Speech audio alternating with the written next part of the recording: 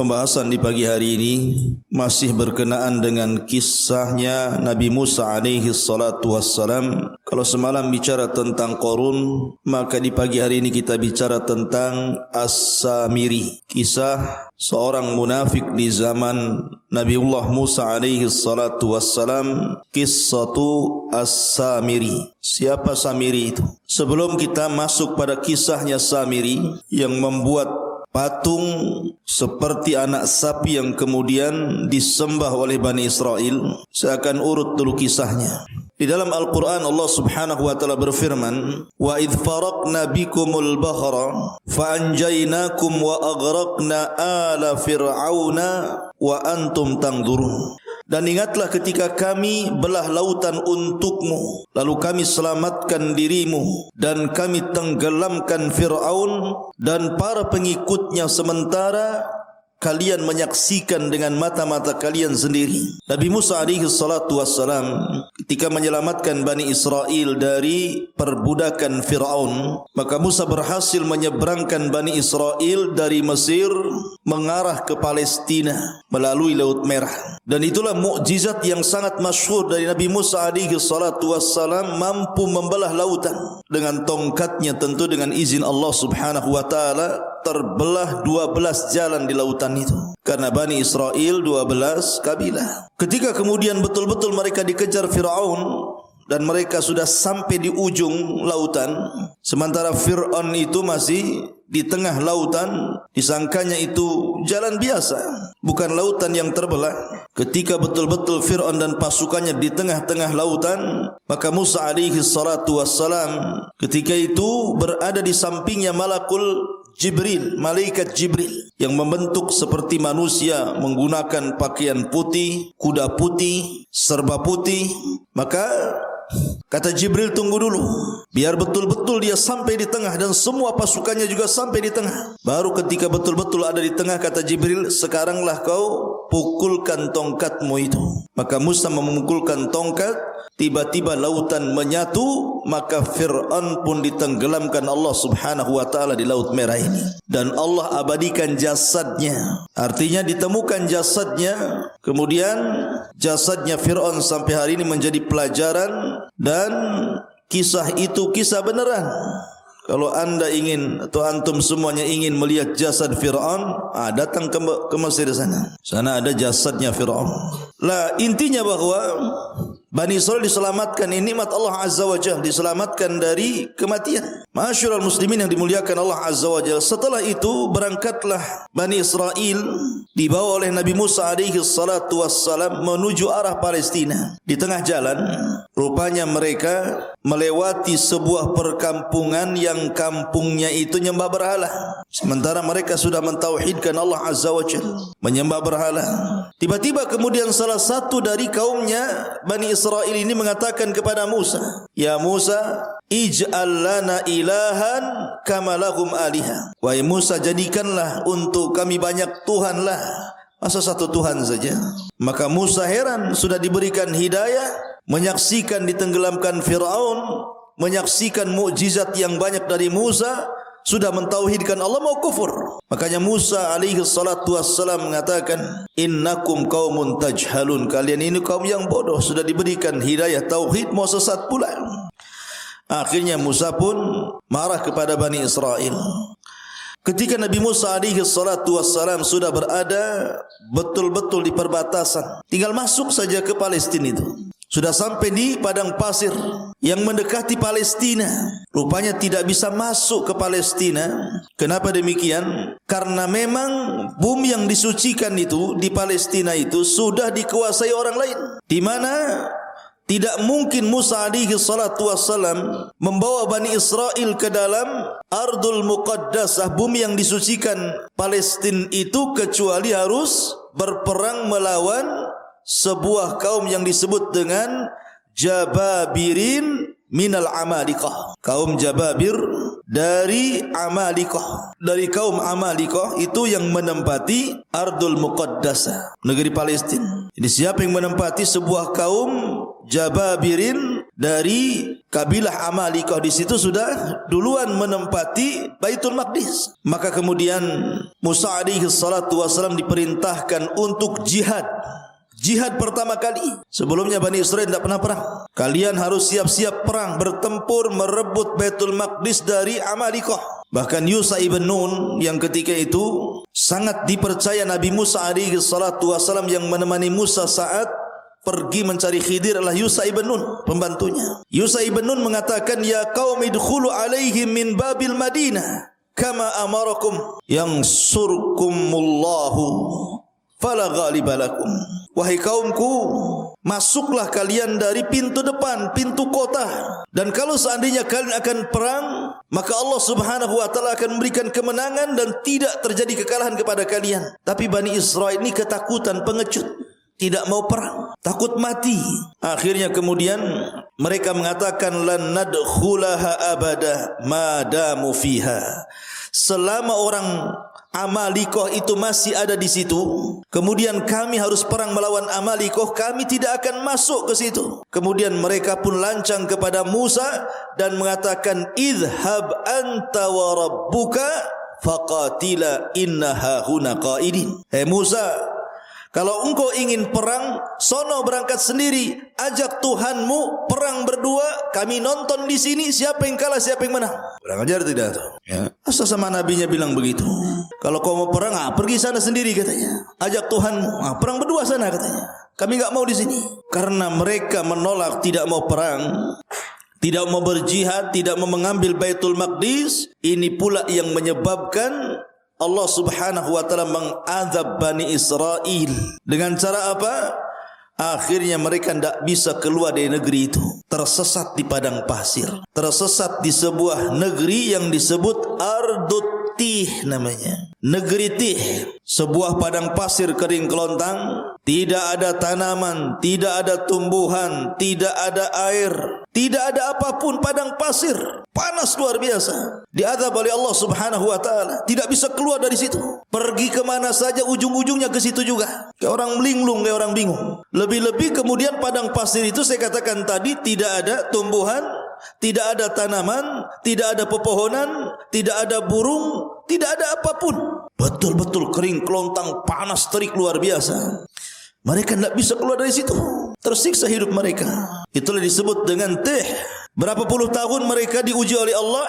Fa innaha muharramatun alaihim arba'ina sanatan yatihuna fil ardi fala ta'sa 'alal qaumil fasiqin. Dan negeri Tih itu digambarkan dalam surah Al-Maidah ayat 26. Yatihun, maksudnya di negeri Tih. Allah berfirman, maka negeri itu terlarang buat mereka selama 40 tahun. Mereka akan mengembara kebingungan di bumi itu. Maka janganlah engkau wahai Musa bersedih hati memikirkan nasib orang-orang fasik itu. Biarkan saja mereka kebingungan seperti itu. Diajak perang tak mau. Ya. Akhirnya Allah uji mereka dengan diletakkan di bumi Tih, bumi kebingungan. Masyarul muslimin, ikhwan akhwat yang dimuliakan Allah Azza wa Jalla. Ketika mereka tidak bisa keluar dari situ, terpaksalah mereka tinggal di situ. Dengan panas terik yang luar biasa, dengan kelaparan karena susah cari makanan. Apa yang mau dicari makanan? Binatang buruan pun tidak ada, dedaunan yang akan dimakan pun tidak ada, apalagi buah-buahan. Namanya padang pasir kerang kelontang, apa yang mau dimakan? Masa makan pasir? Tak mungkin. Akhirnya kemudian ketika mereka lapar, mereka datang kepada Musa alaihi salatu wassalam. Ya Musa, kami lapar, kami pengen makan. Tolonglah berikan kepada kami makanan. Berdoalah kepada Rabbmu agar diturunkan makanan kepada kami. Subhanallah, Allah karim. Nabi Musa alaihi salatu wassalam walaupun melihat Bani Israel sudah kurang ajar, su'ul adab namanya kepada nabinya, tetap saja Musa itu sabar. Laqad udhiya katsiran fasabara. Musa itu sudah banyak diuji oleh kaumnya tapi sabar. Akhirnya Allah janjikan kepada Bani Israel yang tersesat di Ardut Tih itu diberikan makanan. Kalau pagi diberikan makanan man, kalau sore hari diberikan makanan salwa. Manna wassalwa. Apa itu manna dan apa itu salwa? Karena Allah Subhanahu wa taala berfirman tentang manna wassalwa itu. Ada yang mengatakan bahwa manna itu sejenis madu. Sejenis madu yang bisa dimakan, rasanya kayak madu, bahkan lebih manis dibandingkan madu. Dan itu untuk makanan di pagi hari, diberikan kepada mereka alman. Adapun makanan di sore hari, mereka akan diberikan salwa. Salwa itu sejenis burung, daging burung, kemudian diletakkan di tempat yang tinggi, tinggal diambil saja. Subhanallah ikhwan. Makanan pagi dan makanan sore itu, ketika terbit dan ketika tenggelam matahari itu, Allah mudahkan semuanya. Mereka tidak perlu cari lagi, tidak perlu lelah letih. Pokoknya mereka pagi hari lapar, tinggal diambil saja. Sudah ditentukan tempatnya, nanti tahu-tahu sudah ada saja manna itu tiap pagi. Dan juga burung-burung yang siap santap, tahu-tahu sudah ada saja di sore hari. Subhanallah, ini keajaiban. Tinggal ambil saja. Mau makan pagi sarapan, tinggal cari ambil, sudah ada man di situ. Kalau sudah sore mereka lapar, tinggal makan kemudian salwanya. Ini nikmat mana lagi, ikhwan? Makan enggak perlu nyari lagi, enggak perlu kerja, enggak perlu pontang-panting gitu ya. Enggak perlu menjadikan kepala di bawah, kaki di atas. Ngapain pula kayak gitu ya? Tetapi Bani Israel ini kaum yang degil, ikhwan. Gimana enggak degil? Mereka mengatakan, wa id qultum ya Musa lan nasbiru ala ta'amin wahid fad'u lana rabbaka yukhrij lana mimma tumbitul ardu min baqliha wa qithaiha wa fumiha wa adasiha wa basaliha. Apa kata mereka? Sudah enak dikasih manna wassalwa, tinggal ngambil makan. Itu makanan lezat, makanan diberkahi, enak luar biasa. Mereka mengatakan, hai Musa, kami tidak sabar, tidak tahan dengan satu macam makanan ini aja, asih salwa manna, salwa manna. Cobalah kata Bani Israel, mohonkanlah untuk kami kepada Tuhan wahai Musa, agar dia mengeluarkan bagi kami dari bumi ini tumbuh-tumbuhan, yaitu sayur-sayuran, ketimun, bawang putih, kacang adas, bawang merah. Cobalah yang lain, yang seperti ini nih, maunya itu bawang-bawang, sayur-sayur, sayur bayam, sayur kangkung, bayam duri kan itu. Maunya itu yang gitulah. Manna wasal maka kami bosan katanya. Lihat bagaimana orang-orang Bani Israel ini aneh. Allah sudah berikan makanan terbaik, mau pula makanan-makanan yang rendah-rendahan. Makanya Musa mengatakan kepada Bani Israel, qala atastabdiluna alladhi huwa adna billadhi huwa khair ihbitu Misra. Kata Musa alaihi salatu wassalam, kenapa kalian mengganti makanan baik dengan makanan yang rendah? Itu rendah itu. Bawang merah, bawang putih, sayur-sayur itu makanan rendah. Kau bisa datang kemana saja ada itu. Kenapa harus minta kepadaku? Tapi manna salwa ini tidak bisa dicari, karena itu makanan dari Allah Subhanahu wa taala langsung. Tapi kalau hanya bawang putih, bawang merah, kacang-kacangan, sayur-sayuran, kau tinggal pergi ke mana daerah di situ. Misron di sini bukan Mesir, tapi daerah mana saja itu mudah dicari.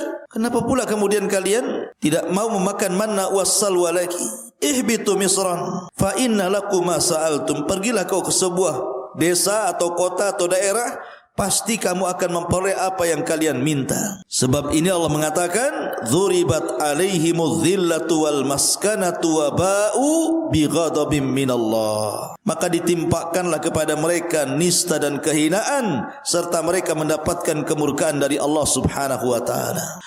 Ketika mereka kehausan, mereka datang kepada Musa, ya Musa, kami haus, air sedikit, ini rebutan banyak orang nih. Maka Allah Subhanahu wa taala firmankan, wa idistasqa Musa liqaumihi faqul nadrib bi asaqal hajar fanfajarat min husnata asyrata ainan. Dan ingatlah ketika Musa memohon air untuk kaumnya, lalu kami berfirman, pukulkanlah tongkatmu pada batu itu, niscaya akan memancarkan padanya 12 mata air. Maka Musa pun kemudian memukulkan ke batu di padang pasir itu, keluar 12 sumur. Kenapa? Karena kabilah Bani Israel ada 12, jadi jangan rebutan. Kamu punya sumur masing-masing nih. Ya, kamu jangan kabilah ini, jangan kau minum di sini, sumurmu yang sana. Jadi jumlah sumur disesuaikan dengan jumlah kabilah. Kemudian mereka mengatakan, ya Musa, panas, ini padang pasir, enggak ada pohon untuk bernaung, kami hanya di tenda-tenda panas. Akhirnya mereka pun kemudian meminta kepada Musa alaihi salatu wassalam agar Allah menaungi mereka. Makanya Allah mengatakan, wa dhallalna alaikumul ghamam wa anzalna alaikumul manna wassalwa. Dan kami naungi kalian dengan awan. Tiba-tiba ada awan yang menghalangi antara kepala mereka dengan matahari, sehingga mereka tidak kepanasan lagi. Kurang apa nikmatnya Bani Israel? Mereka panas dikasih awan menaungi mereka sehingga tidak tersengat matahari. Mereka minum, Musa alaihi salatu wassalam kemudian memukulkan tongkat keluar sumber mata air. Mereka lapar, Allah turunkan manna dan salwa. Dalam riwayat, mereka pun meminta baju, karena bajunya sudah lama mereka pakai itu, enggak ganti-ganti. Coba bayangkan sampai minta baju, ya, baju lebaran. Sampai kemudian bukan hanya itu saja, mereka meminta macam-macam kepada Musa alaihi salatu wassalam. Tapi Musa itu memang nabi yang sabar untuk mengobati Bani Israel. Intinya di bumi Tih ini mereka kesulitan. Nah, setelah segala nikmat yang Allah anugerahkan di bumi Tih ini dari silah Musa, karena lama, itu kan ujian bagi mereka selama 40 tahun. Musa tidak mungkin membiarkan mereka seperti itu. Musa harus membuat undang-undang, yang mana undang-undang ini bisa menertibkan kehidupan mereka. Maka Musa pun meminta kepada Allah untuk diturunkan undang-undang kepada mereka. Maka Allah janji untuk menurunkan Taurat kepada Musa asal Musa berangkat ke bukit yang disucikan Allah Azza wa Jalla, Bukit Tur, Bukit Saina. Akhirnya Musa alaihi salatu wasallam diperintahkan Allah untuk berangkat selama 30 hari meninggalkan Bani Israel untuk mendapatkan mandat Taurat. Ketika itu Bani Israel diserahkan kepada adiknya Harun. Berangkat Nabi Musa selama 30 hari. Ma'asyiral muslimin, ikhwan akhwat yang dimuliakan Allah Subhanahu wa taala. Maka selama 30 hari itu Nabi Musa berpuasa. Ada yang mengatakan 30 hari berpuasa itu bertepatan dengan bulan Dzulqa'dah.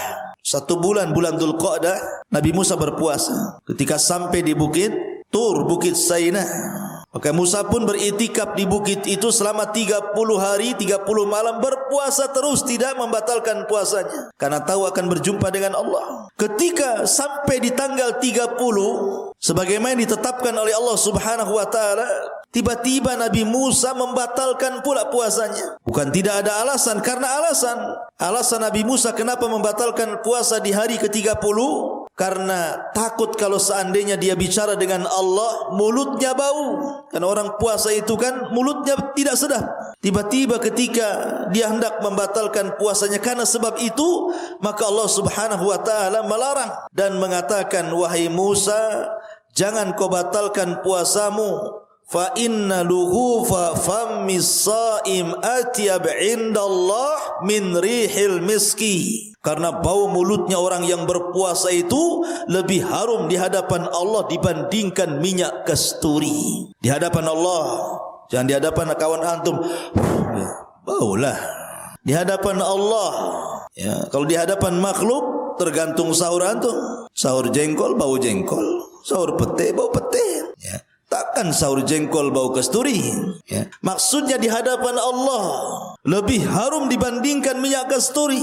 Akhirnya Musa pun diperintahkan Allah Azza wa Jal untuk menambah lagi 10 hari. Untuk menambah 10 hari. Maka genap Musa di Bukit Tur Sina itu berapa hari? 40 malam 40 hari. 40 malam 40 hari Nabi Musa alaihi salatu wassalam berada di Bukit Tur untuk mendapatkan mandat Taurat. Makanya Allah Subhanahu wa taala berfirman mengenai hal ini, tentang masalah Taurat ini, walaqad jaa Musa limiqatina wa kallamahu rabbuhu qala rabbi arini anzur ilaik. Dan ingatlah ketika kami berjanji kepada Musa untuk memberikan Taurat sesudah 40 malam. Setelah 40 malam, wa wa'adna Musa 30 lailatan, awalnya kami janjikan kepada Musa 30 malam, wa atmamnaha bi ashrin, dan kami meminta untuk menyempurnakan dengan 10 malam lagi, berarti 40 malam. Fatamma miqatu rabbih 40 laila, maka sempurnalah pertemuan antara Musa dengan Rabbnya 40 lailatan, 40 malam. Maksudnya gini, yang 30 itu bulan Dzulqa'dah, yang 10 itu bulan Dzulhijjah. Berarti di malam ke-40 bertepatan dengan Idul Adha. Karena yang 30 hari bulan Dzulqa'dah, yang 10 hari 10 awal bulan Dzulhijjah. Berarti hari ke-40-nya ketika Taurat turun itu di Idul Adha. Idul Adha, tanggal 10 Dzulhijjah, dan di sini pula Allah menyempurnakan Islam dengan menurunkan surat Al-Maidah, Al-yawma akmaltu lakum dinakum wa atmamtu alaikum ni'mati wa raditu lakumul Islam madina. Pada hari ini ku sempurnakan agamaku Islam, ku sempurnakan nikmatku Islam, dan ku redai Islam sebagai agama kalian. Maka setelah mendapatkan Taurat, tiba-tiba Musa alaihi salatu wasallam berkeinginan untuk ingin menatap Rabbnya, ingin melihat Rabbnya kayak apa yang selama ini selalu bicara di balik tabir, dan tabirnya Allah adalah cahaya. Pengen tahu kayak apa bentuknya, kayak apa wajahnya. Akhirnya Musa mengatakan, Rabbi arini anzur ilaik, ya Rabb, bisakah kau tampakkan dirimu kepadaku biar aku bisa melihatnya? Maka Allah Subhanahu wa taala mengatakan, lan tarani walakin dur ilal jabal fa in istaqarra makanah fasawfa tarani. Falamma tajalla rabbuhu lil jabali ja'alahu dakka wa kana Musa sa'iqa wa kharra Musa sa'iqa falamma afaqa qala subhanak tubtu ilaika wa ana awwalul mu'minin. Kata Allah Subhanahu wa taala, ya Musa, engkau enggak mampu melihatku. Bukan aku tidak bisa dilihat, matamu yang enggak sanggup melihatku, kata Allah. Akan tetapi kalau kau enggak yakin, lihatlah bukit yang penuh dengan batu itu, bukit Tur Sina ini. Kalau aku menampakkan diriku kepada bukit itu dan bukit tidak bergerak dari tempatnya, kau akan melihatku. Tapi kalau sebaliknya, bukit itu hancur karena melihatku, maka selamanya kau tidak bisa melihatku. Falamma tajalla rabbuhu, ketika Rabbnya menampakkan diri lil jabali, kepada gunung, apa yang terjadi? Ja'alahu zakka, tiba-tiba gunung gempa, hancur, lebur, berantakan. Wa kharra Musa sa'iqa, Musa terpental kemudian pingsan. Tiba-tiba Musa mengatakan, tubtu ilaika, aku tobat kepadamu ya Rabb. Falamma afaq, ketika dia sadar dari pingsannya, tubtu ilaika, aku tobat kepadamu ya Rabb. Wa ana awwalul mu'minin, aku beriman, tidak perlu kau tampakkan zatmu kepadaku, katanya. Ya. Dari sini menunjukkan bahwa Tuhan kita Allah tidak akan pernah terlihat di dunia. Kalau ada orang mimpi ketemu Allah, dustakan kemimpiannya. Oh, semalam saya bermimpi. Ya, ada apa? Ketemu Allah, dusta kau. Itu aja. Karena dulu ada di Batam ini, orang ngaku-ngaku bisa melihat Allah di air yang dalam baskom. Jadi ada ajaran sesat di Batam dulu. Kalau anda ingin melihat Allah, bayar 500.000. Masuk ke kamar, di situ ada baskom diisi air, entah komat kamit waswesnya apa gitu kan. Kemudian suruh dilihat. Kau lihat situ. Nanti kau akan melihat Allah di situ, katanya. Ya, sampai anjing mencret pun nengok gitu, mana bisa? Enggak mungkin dilihat Allah itu. Ya, nengok aja air, enggak mungkin ada Allah. Allah tidak bisa dilihat. Jangan lagi kita. Nabi Musa alaihi salatu wassalam saja minta ditampakkan, Allah tidak sanggup. Gunung saja bisa hancur. Kalau seandainya Allah tampak dalam genangan itu, bisa hancur wajah kalian, kan gitu. Terbakar. Kalau sampai tabir Allah dibuka dari zatnya, terbakar syubuhatul ardh. Satu bumi bisa terbakar, ikhwan. Cumana pula kemudian sok-sokan bisa melihat Allah. Penipu. Ya. Ma'asyiral muslimin yang dimuliakan Allah Azza wa Jalla. Lah akhirnya kemudian Musa pun sebelum pulang diberitahu, diberitahu bahwa Samiri, ini kisahnya, bahwa Samiri 10 hari sudah berhasil menyesatkan Bani Israel. Allah Subhanahu wa taala mengatakan tentang kisah Samiri ini, wa ma'ajalaka an qaumika ya Musa. Dan mengapa engkau datang lebih cepat dari kaummu hai Musa? Qala hum ulai ala athari wa ajiltu ilaika rabbi litarda. Dia Musa berkata, itu mereka sedang menyusulku. Aku akan segera datang kepadamu Tuhanku karena engkau ingin dan karena aku ingin mendapatkan ridhamu. Kemudian qala fa inna qad fatanna qaumaka min ba'dika wa adhallahumus Samiri. Dan Allah berfirman, sungguh kami telah menguji kaummu wahai Musa setelah engkau tinggalkan selama 40 malam dan mereka telah tersesatkan oleh Samiri. Jadi begini, ketika Musa berangkat meninggalkan Bani Israel berapa hari tadi? 30 hari, kemudian disempurnakan 10 hari menjadi 40 hari. Jadi dari 30 hari itu Samiri belum buat ulah tuh. Samiri buat ulah itu 10 hari ketika Nabi Musa menambah hari puasanya. Mereka sesat selama 10 hari. Bayangkan, hidayah itu milik Allah ikhwan. Mereka mengikuti Musa bertahun-tahun, disesatkan yang Samiri cuma 10 hari saja. Bagaimana cara menyesatkannya? Samiri ini terjadi khilaf para ulama siapa Samiri.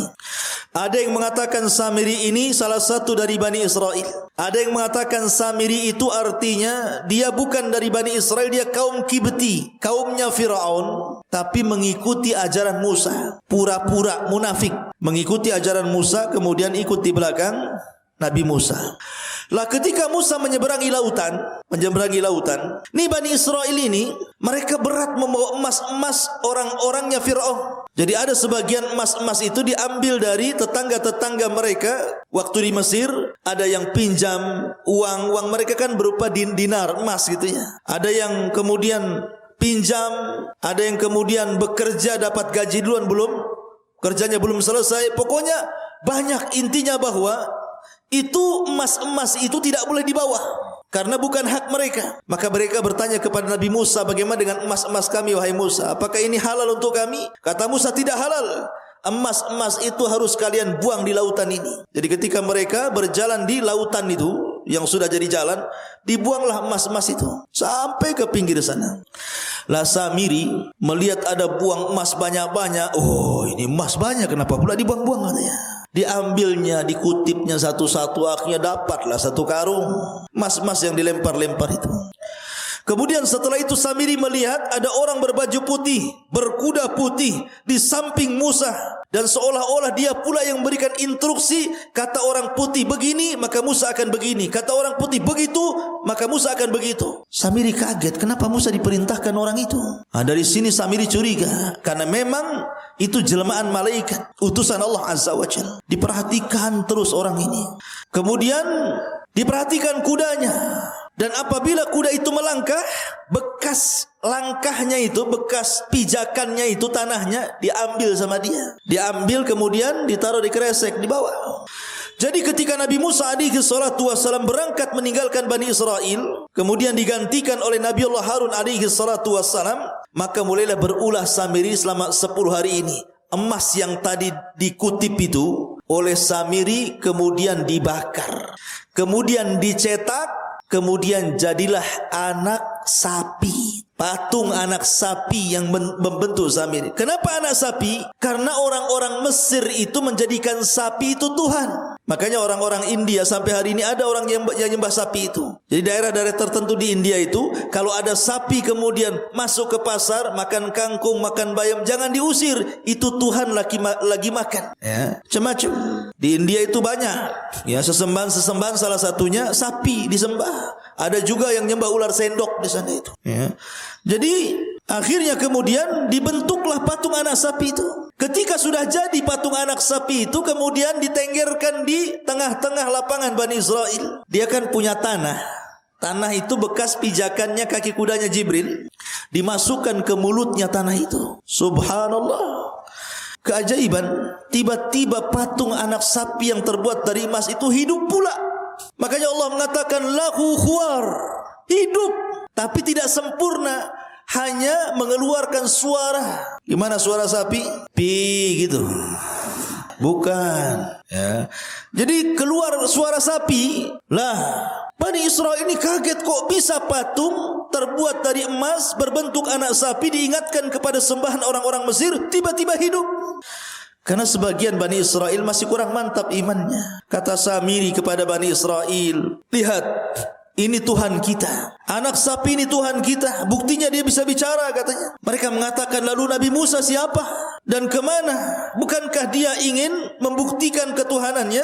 Kata Samiri, Musa salah. Yang benar ini Tuhannya, bukan apa yang didakwahkan Musa.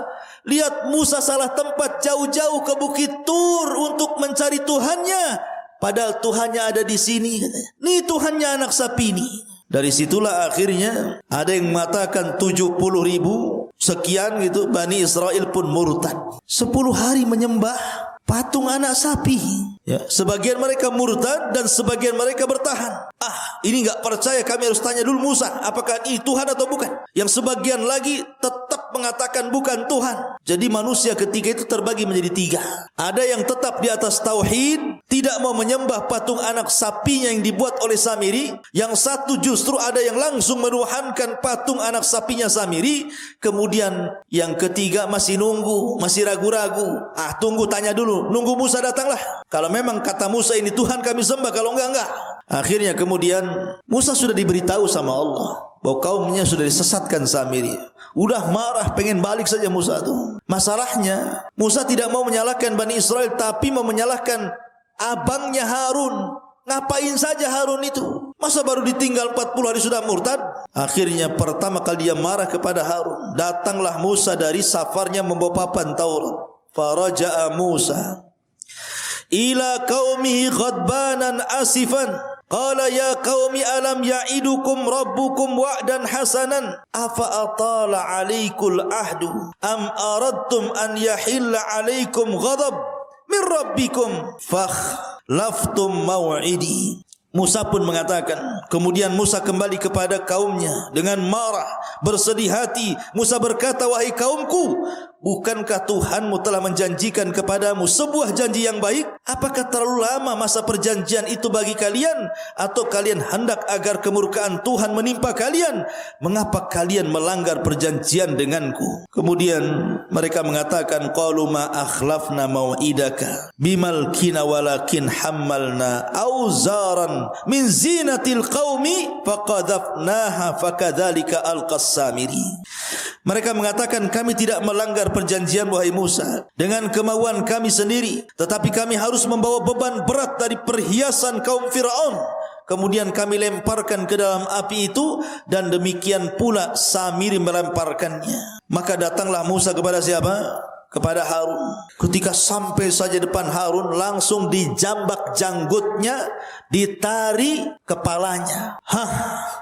Gini dah gitu, betul kan? Jadi dijambak rambutnya, ditari janggutnya, begitu. Musa itu Harun abangnya, kakaknya. Saking marahnya, pegang kepala, pegang jenggot, ditarik ke depan. Apa katanya Musa alaihi salatu wassalam kepada Harun? Mereka mengatakan, kenapa kau sesatkan Bani Israel, kata Musa. Maka Harun ini kan orangnya lembut, beda dengan Musa. Makanya Bani Israel tidak takut dengan Harun, hanya takut dengan Musa. Makanya Harun mengatakan, ya ibna la ta'khud bi lihyati wala bi ra'si inni khashitu an taqula farraqtu baina Bani Israel walam tarkub qawli. Harun mengatakan, wahai putra ibuku, maksudnya Musa, janganlah engkau pegang janggutku, jangan pula kau pegang kepalaku, lepaskan. Aku sungguh khawatir engkau akan berkata kepadaku, engkau telah memecah belah Bani Israel dan engkau tidak memelihara amanahku. Artinya aku sudah berusaha menarik mereka ke dalam tauhid, tapi mereka ngeyel, degil. Macam mana harus aku lakukan? Mereka hanya takut kepadamu dan tidak takut kepadaku. Akhirnya ketika datang Samiri pula menyesatkannya. Maka akhirnya dilepaslah Harun, kemudian mencari Samiri. Datangkan Samiri kepadaku. Maka datanglah Samiri, dihadapkan kepada Musa. Marah Musa. Kata Musa, qala fama khatbuka ya Samiri. Hei Samiri, apa yang mendorongmu melakukan seperti itu?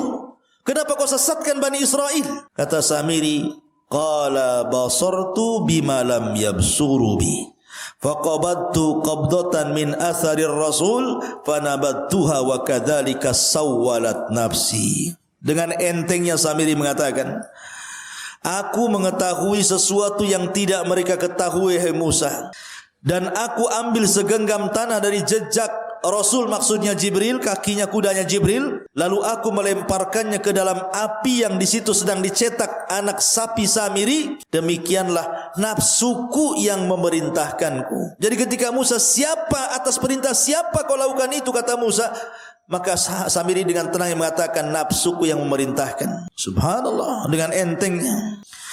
Akhirnya kemudian Musa pun marah. Maka sebagai hukumannya, Nabi Musa alaihi salatu wasallam berdoa kepada Allah agar Samiri tidak boleh mendatangi manusia, dan manusia tidak mungkin mendatangi Samiri. Dia akan hidup sendiri selamanya. Ya, itu sebagai hukumannya, akan hidup sendiri. Manusia tidak bisa bicara, dia pun tidak bisa bicara dengan manusia. Tetapi memang Al-Quran dan Sunnah tidak menjelaskan kematiannya, karena Samiri habis itu diusir oleh Musa dan tidak diperkenankan untuk hidup di zaman di lingkungan Bani Israel. Sehingga ada yang menyangka bahwa Samiri adalah Dajjal di akhir zaman. Tapi kita katakan Dajjal bukan Samiri, dan Samiri bukan Dajjal. Dajjal lain orangnya, Samiri pun lain orangnya. Ya. Intinya bahwa Nabi Musa alaihissalam kemudian mengadab Samiri dengan cara berdoa kepada Allah agar dia tidak bisa ditemui manusia dan dia tidak bisa menemui manusia. Sendiri hidupnya. Kemudian melihat Nabi Musa marah, maka mereka disuruh bertobat. Bani Israel yang menyembah patung anak sapi itu suruh tobat. Tiba-tiba kemudian diilhamkan kepada mereka untuk mengucapkan la illam yarhamna rabbuna wa yaghfir lana lanakunanna minal khasirin. Kalau Rabb kami tidak merahmati kami dan tidak mengampuni dosa-dosa kami, kami termasuk orang rugi. Terus itu yang dibicarakan oleh orang-orang yang menyembah patung itu. Masalahnya Musa mengatakan, aku datang sudah bawa papan Taurat ini, dan isi papan ini kalau sampai ada orang musyrik seperti kalian, hukumannya adalah saling bunuh-bunuhan. Kalian harus pulang, ambil bawa pisau dapur, tusuk-tusuk kalian. Saling tusuk di antara kalian, saling bunuh di antara kalian. Itu tobatnya. Karena Allah mengatakan, wa idh qala Musa liqaumihi, dan ketika Musa berkata kepada kaumnya, ya qaumi innakum zalamtum anfusakum bittikhadikumul ijla fatubu ila bariikum faqtulu anfusakum dzalikum khairul lakum inda bariikum fataba alaikum ila akhiril ayat. Wahai kaumku, karena kalian sudah menzalimi diri kalian menyembah patung anak sapi, tobat kalian. Tapi tobatnya faqtulu anfusakum, bunuh diri-diri kalian. Mak, tobatnya ngeri. Kalau antum di dalam Islam, kalau orang datang ke dukun kemudian menyesal, tinggal balik syahadat, balik ke Islam. Ini tidak. Kalau orang sudah melakukan kesyirikan, maka cara tobatnya harus saling membunuh. Anda bawa pisau dapur, saya bawa gergaji, bawa peranglah sampai mati, sampai dua-duanya mati. Dan itu lebih baik. Sebab kalau mereka menolak untuk saling membunuh, mereka pun akan mati juga. Karena ketika mereka menolak untuk saling membunuh, maka mereka teringat dengan Nabi Musa. Musa pernah mengangkat bukit Tur, kemudian diletakkan di atas kepalanya. Tobat atau dilempar bukit ini katanya. Kalau tidak tobat mati juga kena gunung. Kalau tobat mati juga sama-sama mati.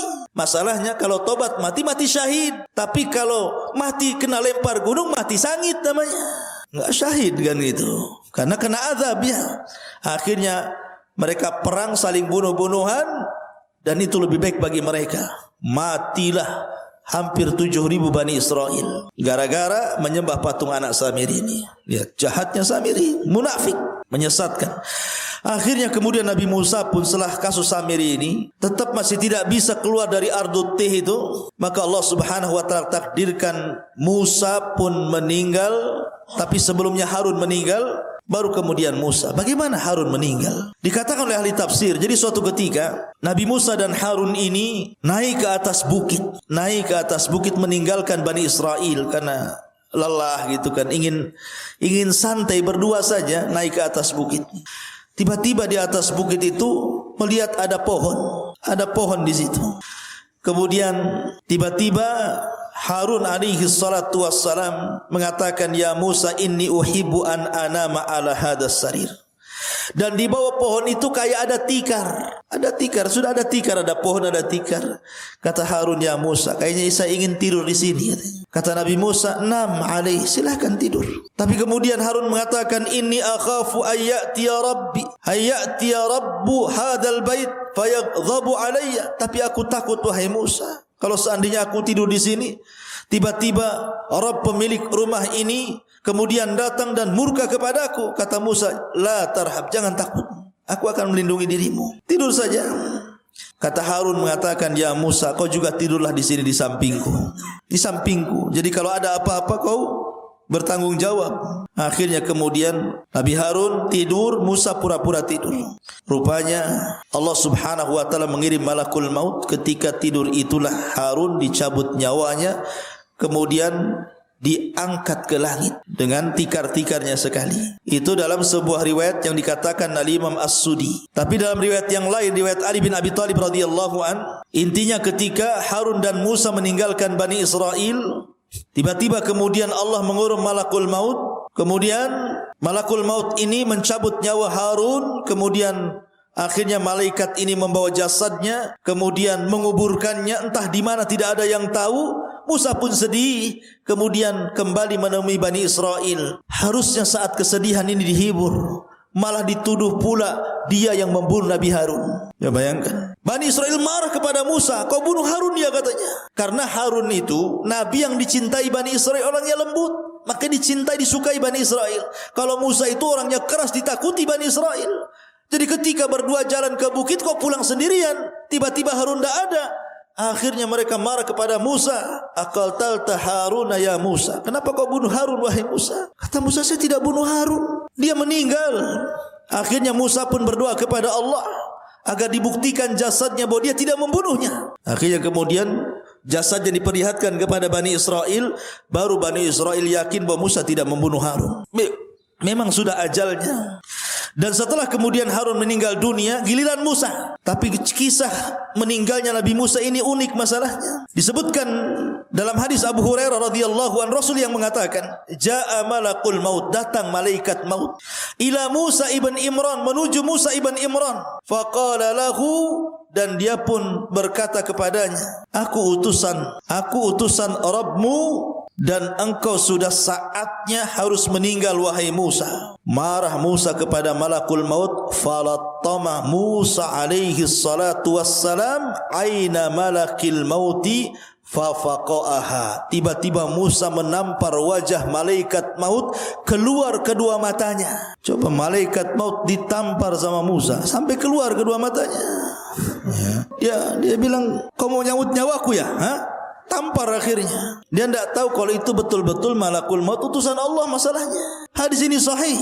Maka akhirnya kemudian dikembalikan lagi kedua matanya, kemudian pergi lagi, terbang lagi menemui Allah Azza wa Jal dan mengatakan, ya Rabb, Musa tidak mau dicabut, malah aku pula ditampar dia katanya. Maka akhirnya Allah mengatakan, sudah, berangkat lagi kau Musa, aku yang utus engkau. Katakan kepada Musa, saatnya dia meninggal, usia dia sudah selesai. Maka faraja'a malakul maut, maka malakul maut kembali lagi menemui Musa alaihi salatu wassalam dan mengatakan, innaka dan dia mengatakan kepada Musa, wahai Musa, sesungguhnya aku diutus oleh Allah Subhanahu wa taala untuk mencabut nyawamu. Akhirnya kemudian Musa pun, karena ini tahu perintah Allah Subhanahu wa taala, maka dicabutlah nyawa Musa alaihi salatu wassalam. Sementara Musa berada di negeri linglung, negeri Tih, tidak bisa keluar dari situ. Maka Harun dan Musa sama-sama meninggal di Ardut Tih ini. Lalu siapa yang meneruskan tongkat estafet dakwah Musa? Pembantunya yang kemudian menjadi nabi, namanya Yusa ibn Nun. Yusa ibn Nun yang diberikan mukjizat oleh Allah, bisa menahan matahari. Bagaimana kisahnya? Jadi ketika kelompok-kelompok pengecut yang diajak perang itu sudah mati semuanya, generasi-generasi itu mati semuanya, datang generasi baru, anak-anak muda pemberani dipimpin Yusa bin Nun, baru mereka mau perang. Ketika itu mereka menyerbu orang-orang Amalika yang menguasai Al-Quds, Baitul Maqdis. Ketika kemudian peperangan hampir dimenangkan, tiba-tiba masuk di hari Jumat sudah hampir tenggelam matahari, dan mereka dilarang tidak boleh perang hari Sabtu masalahnya, karena hari Sabtu bagi orang Yahudi itu hari yang diagungkan. Makanya nanti kita akan kisahkan tentang kisah Ashabus Sabti, orang yang diadab di hari Sabtu. Jadi matahari tinggal tenggelam. Ini kalau tenggelam di Jumat sore berarti sudah masuk Sabtu. Sementara ini sudah mau menang. Akhirnya berfikirlah Yusha ibn Nun. Maka dia menatap matahari dan mengatakan, inni ma'mur kama annaki ma'mur. Aku diperintahkan Allah sebagaimana kau juga diperintahkan Allah. Tolong jangan tertenggelam dulu sampai Allah menangkan perangnya. Maka matahari di situ saja tidak bisa tenggelam sampai perang betul-betul menang, baru kemudian tenggelam. Maka ini mukjizatnya Yusha ibn Nun, bisa menahan matahari. Kalau antum jangan pergi matahari, ya tetap saja matahari pergi. Atau antum yang pergi ke matahari, kemana? Ke Nagoya sana, ada matahari. Ya. Tapi bukan matahari di atas. Ya. Jadi Yusha ibn Nun yang kemudian berhasil menguasai Baitul Maqdis dan Bani Israel bisa masuk. Ya. Disitulah kisah bagaimana Samiri menyesatkan Bani Israel sampai kepada kisah Yusha ibn Nun, dan kisahnya panjang tentang masalah Bani Israel, karena nanti ada masa-masa yang disebut dengan Ahdul Qudha. Ada masa-masa yang disebut dengan Ahdul Mulukul Awal. Ada namanya Ahdul Mulukul Thani. Dan begitu seterusnya, seperti Ahdul Qudha itu setelah wafatnya Yusha ibn Nun, maka Bani Israel terpecah menjadi beberapa kabilah tuh. Ya. Tetapi mereka masih dipimpin oleh Nabi. Dan Nabi yang terakhir yang memimpin adalah Nabi Samuel. Itu Nabi yang terakhir memimpin. Tapi karena Bani Israel pusing, bosan dipimpin para Nabi, akhirnya kemudian minta dipimpin raja. Maka raja yang pertama yang dipilihkan Samuel atas izin Allah adalah rajanya Talut, yang kemudian melawan Jalut. Di antara tentara Talut ada Nabi Daud, masih kecil. Ketika melawan Jalut, Jalut ini kan orangnya besar, tentaranya banyak. Talut ini orangnya kecil tapi kuat, tentaranya sedikit. Hanya 314 orang sisa dari sekian ribu melawan ribuan tentara Jalut. Ketika sebelum perang, di masa itu kan ada sistem mubarazah. Orang kalau sebelum perang zaman dulu itu adu tanding dulu, mana jagoanmu, nih jagoan gua. Kemudian bertarung sampai mati. Akhirnya Jalut sendiri yang maju dan mengatakan, siapa yang bisa mengalahkan saya? Tentara Talut tidak ada yang berani. Siapa yang berani sama Jalut? Rupanya Nabi Daud pula yang masih kecil dari sekian pasukan, dialah pasukan yang paling kecil, yang paling muda. Berani pula Daud ini. Daud ini orang miskin, kerjanya mengembala kambing, biasa ngelempar anjing dengan batu. Jadi kalau dia lempar anjing dengan batu itu sampai mati anjing itu dilempar batu, dan selalu tidak meleset. Ya, kalau ada anjing lempar antum sini. Jadi ketika kemudian dia maju melawan Jalut, ini batu sudah ada beberapa di tangannya nih. Ketika betul-betul berhadapan, tidak bergulat Daud, dilempar aja batu kepalanya, pecah kepalanya, mati itu Jalut tuh. Ketika mati Jalut, dilempar batu kerikil sama Nabi Daud, maka pasukan Talut merasa bangga akhirnya karena pimpinannya sudah mati. Tunggang langgang, menanglah pasukan Talut. Dinikahkanlah Daud dengan putrinya. Ketika Talut meninggal, maka dialah yang jadi raja. Kemudian Daud meninggal dunia, kemudian diwariskan kepada Sulaiman. Dia pula yang jadi raja. Lah, inilah raja dan raja plus nabi. Itu cuma dua di Bani Israel. Nabi Daud dan juga Sulaiman. Dia raja plus nabi. Sulaiman juga raja plus nabi. Tapi setelah Sulaiman sudah kacau. Sudah lain lagi, banyak perselisihan Bani Israel yang akhirnya kemudian dihinakan Allah sampai dijajah oleh bangsa-bangsa. Terakhir mereka kemudian dibantai oleh tentara Bukhtun Nasr sampai diperbudak kembali sama seperti di zaman Fir'aun. Itu banyak kisahnya tentang masalah ini, nanti akan sampai juga, sabar aja. Taib, ini di antara kisah tentang Samiri.